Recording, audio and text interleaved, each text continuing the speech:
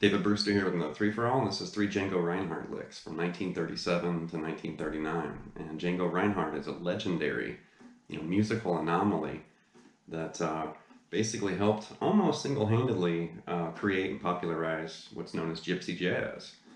And this was a long time ago. Obviously, the 30s and the 40s was kind of his, rise to popularity in his heyday.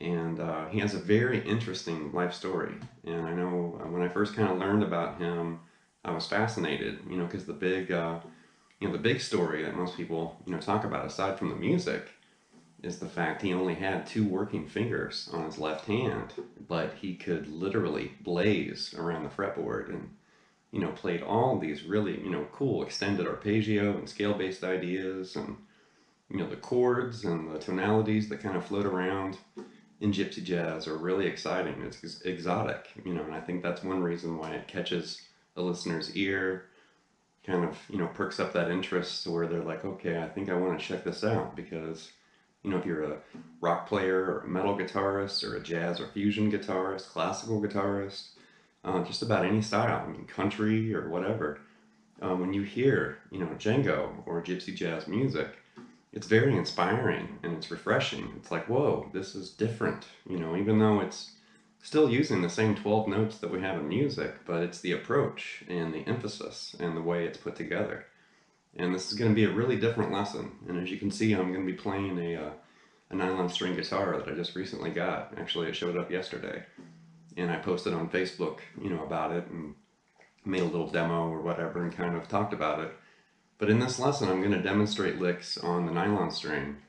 And for those of you that don't play nylon string, or maybe you don't have an acoustic guitar, or maybe you're primarily interested in, kind of bridging the gap of what Django did and then maybe bring it to an electric guitar, I'm also going to demonstrate these ideas on electric guitar with distortion. So you can kind of hear, the traditional type of sound, even though Django didn't play a nylon string guitar, but it's going to give us, kind of a similar tone or a similar sound.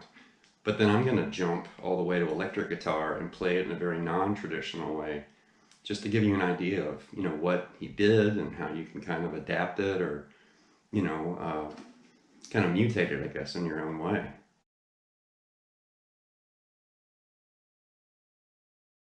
I just shared that image with those famous quotes, about Django Reinhardt, and definitely, Tony Iommi after he lost the tips of his fingers. I guess that was on his right hand, but he was very depressed about the accident, at the factory, and he didn't know if he'd be able to play guitar again. And then, someone recommended, listen to Django Reinhardt, and they kind of explained his story, and I guess Tony heard a recording, and he was blown away and inspired. And that's really, really cool. I've always loved that story. And there's a lot of stories surrounding Django and his music. And one of the coolest books, if you want to actually learn more about him and his life and his music, I've had this for a long time, but this is a really good book, and it's from Backbeat Books, and it's basically, it's about Django. But I love the way it's presented. It does have a CD that has audio examples of all the musical examples in the book. But it's basically half biography, which I'm just going to kind of skim through it. And there's photographs, kind of talks about his life story, talks about everything. And I found this fascinating. I dove into this and I loved reading this, which I'm just skimming through it here. But there's a bunch of photographs and stories, really solidly written. And then about halfway through, if I can find it here, about halfway through the book, it shifts from biography to instructional. Here we go.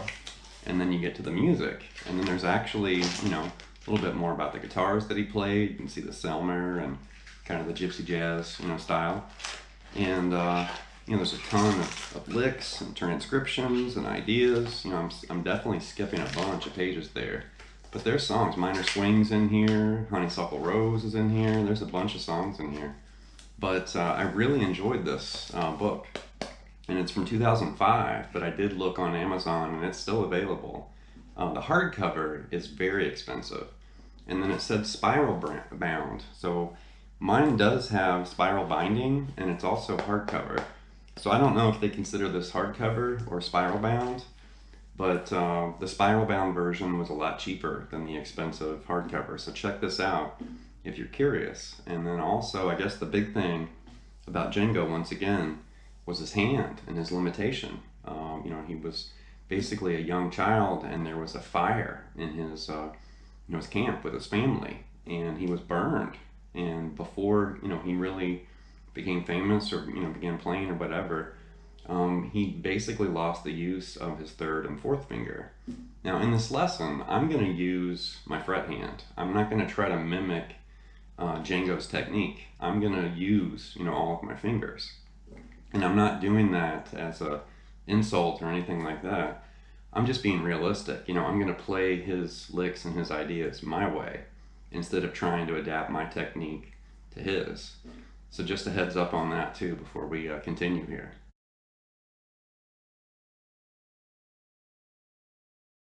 All right, the first lick basically showcases one of Django's secrets, and he had a lot of tricks up his sleeve and little, interesting things he constantly was throwing out. But this reveals, one of his kind of secrets as far as getting around the fretboard, and he used a lot of slides, between notes. And he did string bending too, which we're not really going to focus on string bending in this lesson. And usually when he did string bend, it was almost always a half step. So he really wasn't a big, string bender, but he would bend kind of these precision bends, normally a half step, usually targeting something different like a sharp 4 or a sharp 11 into the 5th, or a major 7 into the root or something like that. But sliding definitely was something that he used a lot to kind of help him move around. And keep in mind, once again, he only had 2 working fingers. There were reports that he was able to fret things with his third and pinky, but he didn't really, like maybe a fragment or part of a chord, or a single note or something like that. But he had very, very limited use of his third and fourth finger, and mainly, 90% of what he did was just index and middle, and the other percent, was just kind of, just adding those other 2 fingers, where he could, but he really couldn't use them that much. But anyway, this is basically played over a G minor 6, and definitely it's kind of flirting with Dorian. And a good voicing for G minor 6 here would look like that. So that's the tonality, we're kind of hunting or searching for. And the phrase itself, you'll see it, and there's a lot of movement. And I'm also going to pick closer to the bridge. I'm not going to really get near the sound hole. I'm going to be picking back here, and that's kind of another one of Django's secrets. That sharp, kind of bright attack, usually played somewhere in this area right there. So the lick, here's the chord again, and the lick sounds like this. And there you can see it's slippery, we're sliding all over the place.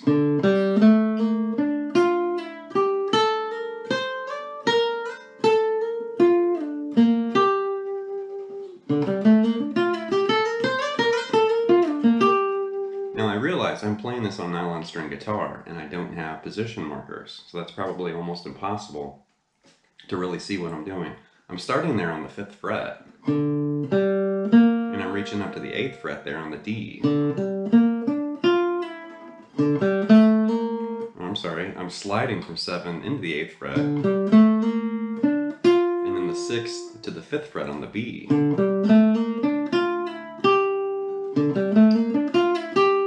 And then right there, and that's basically, the 5th fret to the 6th, and then the 8th, the 10th, 6th to 8th, and on the B string, 10th to 11th, and then on the G, 10th, slide down to 7.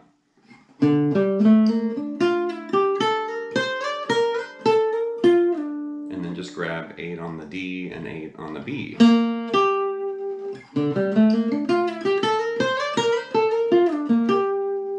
Now here's a clip of me playing this on electric guitar, and this is going to be much easier for you to kind of see what I'm doing, and I'll play it fast and then slow and then fast again, so you can kind of hear it on electric guitar with distortion and delay and whatever.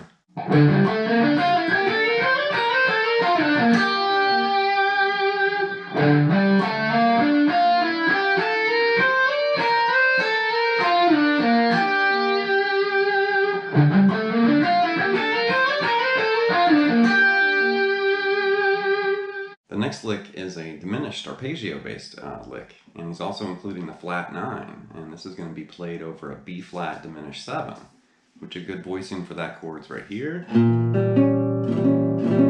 Very dark and ominous, sound. And the lick actually begins on the flat 9, which is going to be the C flat technically. Now I know most of you want to think of that as a B, and some of you are going to argue with me and say there's no such thing as C flat, but there is such thing as C flat. A flat 9 in the key of B flat is C flat. That's not a B, that's a C flat.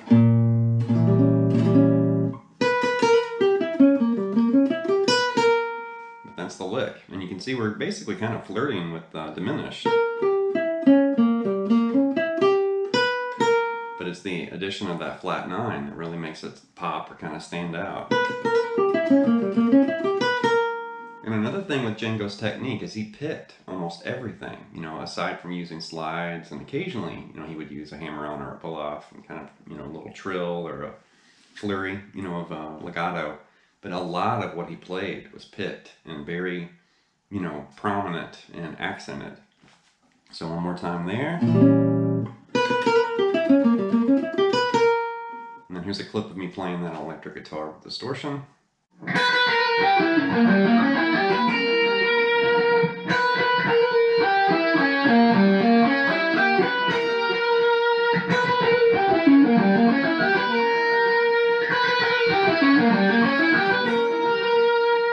The next lick is the C minor 6 arpeggio, and he's playing it over a C minor 6 flat 5, which is going to sound something like that. And that's one thing with Gypsy Jazz music.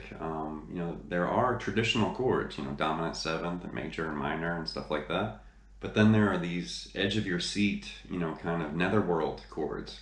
A lot of diminished and flat, flat 9s and flat 5s and tension, with those kind of more traditional, sounding chords.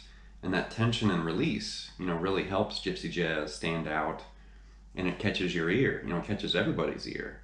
Whether it's Les Paul or Jeff Beck, some of those quotes we talked about earlier, or just a regular person on the street and they hear it and they're like, well, hey, what's that? Because, it doesn't sound typical, or it doesn't sound like the typical things that you hear on the radio or in, popular music. It's different, it's twisted, it has this dark side with the brighter, happy chords too. So that's basically the tonality. And you'll see this idea is really cool because he's basically walking around these minor 6 arpeggios in C, and he's connecting the fretboard, very similar to how we'll see, Paul Gilbert and John Petrucci and some of the people we've talked about. He's basically linking octaves again. We've talked about octave linking, here on this channel. And the lick looks like this. So here's the chord and the lick.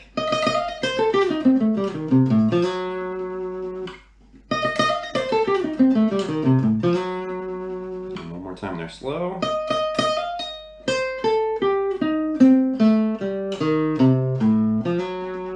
I think I forgot to pick near the bridge. There we go. But that's really cool because this, it's kind of a hammer-on pull-off there between that E flat and that F. And then here's where he starts coming down the arpeggio. So there's this, C minor 6 right there. And then it goes down an octave. And then he almost completes it another octave lower. But then right there, he's going to slide from F basically to that G flat. And that's the flat 5. So he's kind of setting up that flat 5. It's almost like a cherry on top, right at the very end. And it, hits that, that sinister flat 5. And here's a clip of me playing this on electric guitar.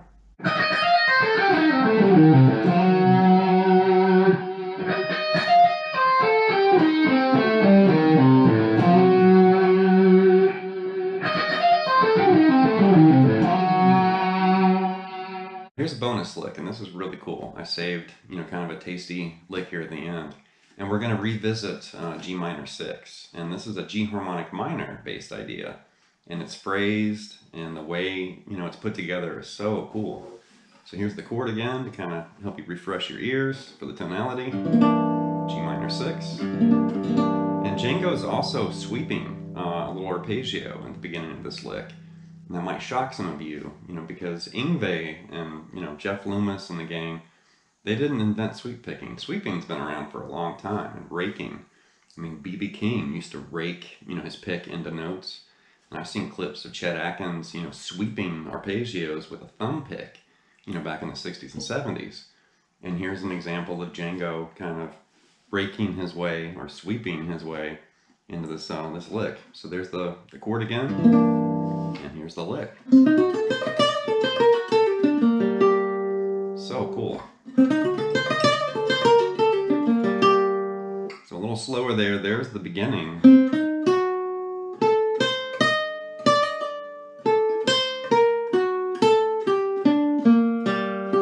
And I also like the fact that there's an open G string right there at the end. And Django definitely would include open strings, and he used a lot of open strings in some of his runs and his licks. And it helped him, you know, kind of stay in a position, and he could grab a lower note, you know, in a higher position on the guitar. And he was constantly, you know, sticking slides and little bends and open strings and all this different stuff in his music. Really cool. So one more time there.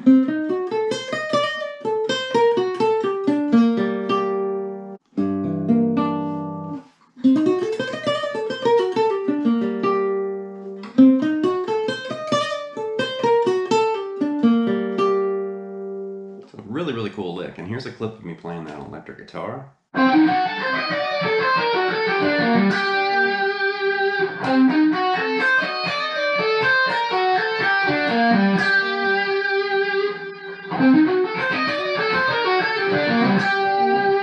That's going to wrap this look at 3 licks from Django Reinhardt from 1937 to 1939.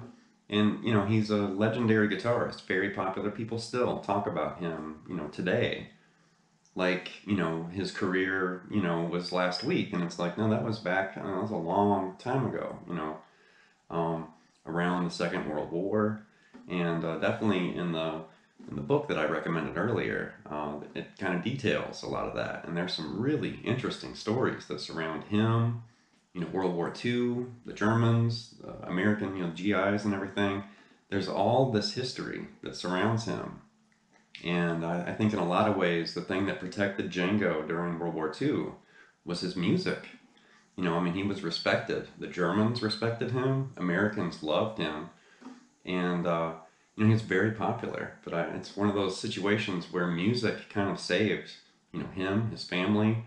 It kind of, you know, helped him survive that very difficult time in world history. So anyway, leave some feedback and some comments. Please subscribe to Late Night Lessons, and I'll be back before you know it with more content and material. Thank you.